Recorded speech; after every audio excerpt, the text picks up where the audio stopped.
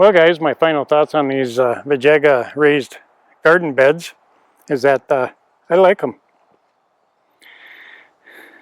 They're definitely coming in handy for my pollinator plants, that of which attracts bees and butterflies and hummingbirds.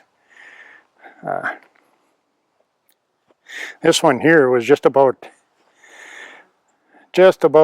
half a yard all by itself of soil, and that one was about a third of a yard.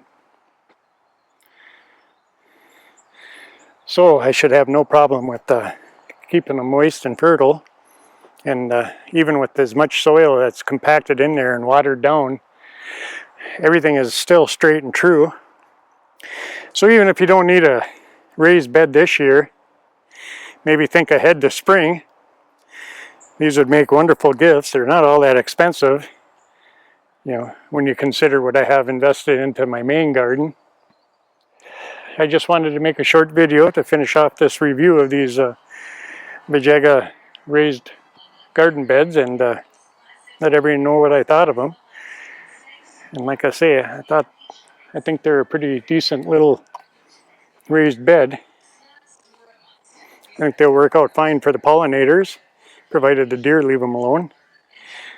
There's mostly chrysanthemums in there, and I guess the deer aren't supposed to like them so much, but only time will tell.